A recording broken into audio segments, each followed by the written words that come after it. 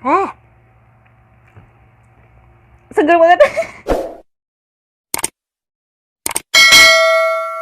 Halo, assalamualaikum warahmatullahi wabarakatuh. Balik lagi ke channelku, Cornella Channel. Oke, apa kabar semuanya? Semoga baik-baik aja ya. Jadi di video kali ini kita bakal bedah laporan keuangan. Tebak aku bakal bedah laporan keuangan apa? Yang udah bisa nebak berarti kalian cenayang. Oke, jadi kali ini aku mau bedah laporan keuangan Unilever. Nah, nanti gimananya, terus nanti kesimpulannya kayak apa? Tonton terus ya. Di sini kita bakal belajar bareng-bareng tentang gimana baca laporan keuangan sederhana untuk pemula. Karena aku juga pemula. Oke, tapi sebelumnya teman-teman silakan download dulu laporan keuangan Unilever di www.idx.co.id. Nanti ada 92 halaman, tapi kita bahas aja yang cuma 4 halaman. Ini udah aku print. Jadi nanti kita bakal bahas, dan di sini aku juga udah ada catatan-catatannya. Tuh. Nah, gimana cara bacanya? Tapi sebelum itu, jangan lupa like, comment, share nanti kalau udah selesai. Terus jangan lupa subscribe ya, jangan nonton doang, tolong subscribe. Mungkin yang udah investasi saham mungkin tahu lah ya, atau mungkin mantengin banget harga saham Unilever akhir-akhir ini gitu kan, terutama di tahun 2021 ini. Yang teman-teman tahu, Unilever Indonesia itu merupakan salah satu perusahaan yang mungkin udah terkenal banget. Nggak mungkin ada yang nggak tahu saham ini ataupun perusahaan ini, karena perusahaan ini itu udah kayak legend gitu kan, udah kayak raja pasar gitu kan. Jadi kalau kita beli sesuatu, entah itu di minimarket atau supermarket, pasti adalah barang atau produknya yang pakai logonya Unilever. Oke, nggak usah lama-lama, mari kita mulai bedah laporan keuangannya. Nah, di sini yang bakal kita bahas pertama kali adalah asetnya. Ini aku udah print. Asetnya Unilever. Di sini asetnya Unilever itu nggak besar. Di sini asetnya itu, kalau aset lancarnya itu cuma 8 triliun di tahun 2020, 8,8 triliun. Meningkat dibandingkan dengan aset lancarnya di tahun 2019 yang cuma 8,5 triliun. Otomatis di tahun 2020 ini mengalami kenaikan.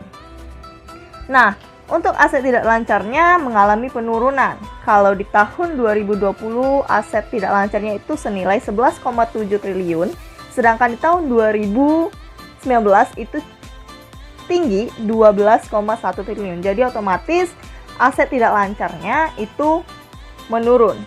Nah, untuk overall, aset dari Unilever ini mengalami penurunan. Aset lancar dan aset tidak lancarnya jika digabung. Kalau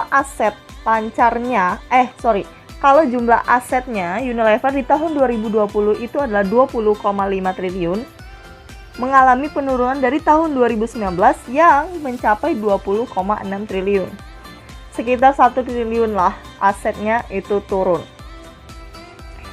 Terus kalau kita lihat nih lagi di halaman laporan keuangannya yang selanjutnya, itu kita lihat utangnya dari Unilever. Unilever ini sebenarnya salah satu perusahaan yang tidak banyak hutang kalau kita lihat. Karena kalau di pinjaman banknya aja, Unilever itu cuma 3 triliun doang dibandingkan dengan perusahaan-perusahaan lain yang bahkan satu kompetitor, ataupun mungkin nggak satu kompetitor, beda emiten ya. Tapi kalau kita lihat Unilever ini salah satu perusahaan yang nggak banyak utang, dan kalau dilihat juga kebanyakan hutangnya Unilever ini itu adalah hutang jangka pendek. Yaitu hutang jangka pendeknya ini adalah 13,3 triliun.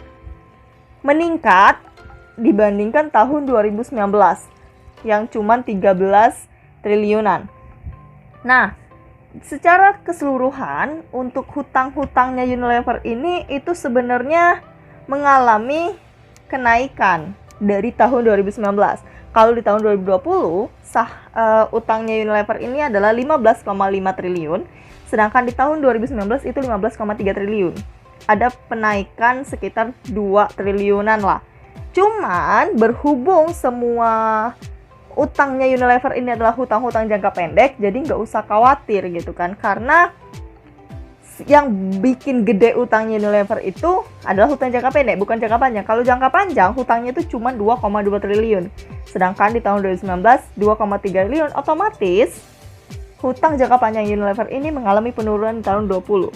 Jadi bisa dibilang, perusahaannya ini perusahaan bagus. Karena hutangnya dikit, dan kebanyakan malah hutangnya adalah hutang jangka pendek. Gitu.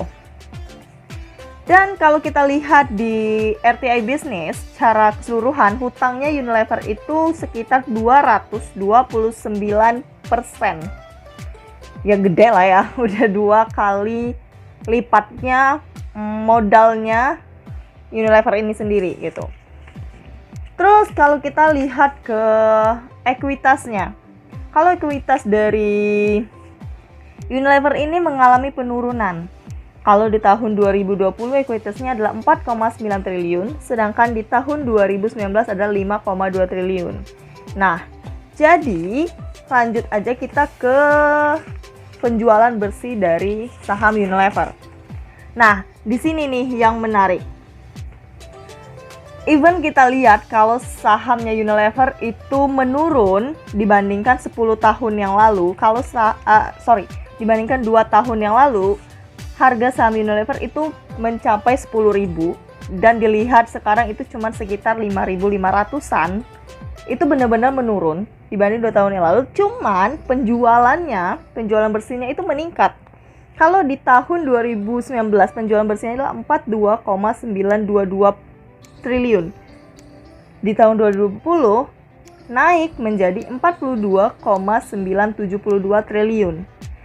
Nah, kenaikannya ini kalau dilihat tarik ke belakang dari tahun 2013, kenaikannya ini mencapai 40% karena pada tahun 2013 penjualan bersihnya Unilever itu cuma 31 triliun. Lumayan lah untuk ukuran saham blue chip. Dan bisa dibilang ya memang naiknya nggak signifikan karena emang saham Unilever ini bukan saham multi-bagger ya, catet.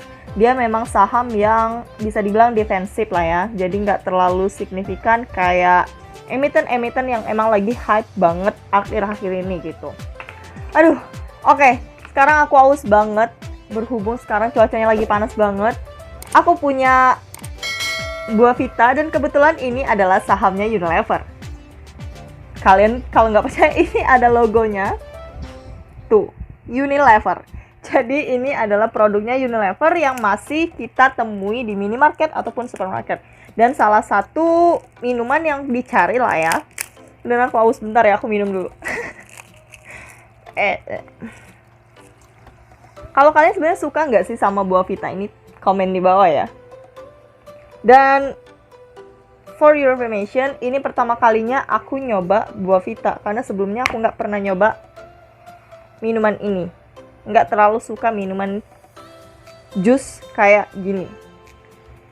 Ini aku beli yang rasa leci. Dan yang pastinya Unilever.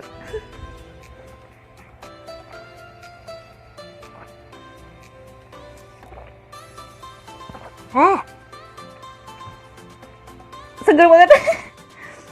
Minumannya seger banget. Ya kayak minum jus lah ya. A few inches later. Terus kita lanjut ke labanya Unilever. Kalau labanya Unilever ini bisa dibilang konsisten. Kalau dilihat labanya Unilever tahun 2013 itu yang cuma 5,4 triliun. Sedangkan di tahun 2020 itu adalah 7,1 triliun. Even harganya menurun sampai 50%, tapi labanya tetap naik. Cuman emang dibandingkan dengan tahun 2019, labanya Unilever ini mengalami penurunan. Kalau di tahun 2019 itu 7,3 triliun, di tahun 2020 cuma 7,1 triliun. Ya nggak apa-apa lah ya, sesuai lah ya labanya. Tapi penurunannya juga nggak terlalu signifikan sih menurutku. Terus kalau kita lihat EPS-nya, earning per share-nya. Kenapa aku bilang tadi saham Unilever ini merupakan saham yang konsisten terutama di laba? Emang sih mengalami penurunan dibandingkan dengan IPS tahun 2019, yaitu 194. Tapi aku bilang ini cukup konsisten dan nggak terlalu turun, cuman turun Rp6 doang. Dan bisa dibilang Unilever adalah perusahaan yang emang bagus gitu di segi sistem dan konsistensinya gitu. Dan karena emang dia adalah saham blue chip. Terus kesimpulannya gimana untuk saham Unilever ini? Menurut aku kalau kita lihat nih, yang sekarang PBV-nya Unilever itu adalah senilai 32 kali, sedangkan PER-nya adalah 31 kali. Itu mahal banget. Dan aku bisa bilang, aku nggak bakal ngelirik saham Unilever ini sampai emang harganya benar-benar harga yang wajar. Karena kalau bisa dilihat secara keseluruhan, harga Unilever ini benar-benar valuasinya mahal banget. Gitu kan. Kalau menurut aku pribadi, saham ini bisa dibilang bagus sebenarnya. Kalau kita cuma ngelihat PER dan PBV-nya, itu adalah senilai under 4.000 lah ya. Itu udah bisa dibilang kita buat masuk atau kita beli di harga segitu. Cuman, karena emang saham ini saham yang konsisten, sebenarnya balik lagi ke teman-teman, apakah teman-teman ngelirik saham ini apa enggak. Tapi kalau untuk growth ataupun pertumbuhan dari saham Unilever ini sebenarnya terbatas banget. Karena ya saham Unilever ini saham yang mature gitu, atau yang apa ya, saham legend gitu kan. Emang historinya Unilever itu naiknya nggak signifikan. Yang seperti aku bilang di awal, kalau saham Unilever bukan saham multi-bagger, tapi emang cocoknya untuk saham-saham defensif gitu. Terus kalau untuk prospeknya Unilever ini gimana sih? Kalau menurut aku prospeknya Unilever ke depannya sebenarnya masih bagus. Karena kalau dilihat, Unilever adalah rajanya pasar. Rajanya pasar, siapa sih yang nggak tahu Unilever? Baik lagi, yang kita tahu Unilever menguasai sektor food and drink, skincare, terus dan juga skin cleansing, dan yang pastinya ice cream rata-rata itu punya Unilever dan lainnya. Itu bisa dilihat kalau produk-produknya Unilever itu masih banyak digunakan sampai saat ini ya. Emang harganya yang memang makin menurun apalagi di bulan Mei 2021 ini. Dan kalau emang teman-teman pengen ngelirik saham Unilever ini, pastikan teman-teman udah baca laporan keuangannya dan benar-benar udah punya target masing-masing untuk masuk di harga berapa gitu. By the way, aku suka banget sama Buah Vita ini. Dan mungkin ini bakal tetap jadi minuman primadona di minimarket. Karena aku nggak pernah lihat Buah Vita ini habis atau nggak ada di salah satu minimarket. Pasti mereka stok terus karena emang peminatnya banyak banget. Dan setelah aku minum pun rasanya juga enak banget gitu kan. Dan mungkin itu aja kita ngebahas laporan keuangan Unilever. Sekarang aku mau tanya ke teman-teman, apakah teman-teman tertarik untuk masuk? Silahkan jawab di kolom komentar. Atau yang mungkin teman-teman mau bahas juga, atau mungkin next kita bakal bahas laporan keuangan apa lagi, silahkan komen di bawah. Terus jangan lupa share ya, biar teman-teman kalian tahu juga kalau saham Unilever ini sebenarnya masih saham bagus, even harganya memang yang sangat mahal. Oke. So, cukup sampai sini ya. Kalau kalian suka videonya, jangan lupa like, comment, and subscribe. Dan nantikan videoku selanjutnya. Bye-bye. Wassalamualaikum warahmatullahi wabarakatuh.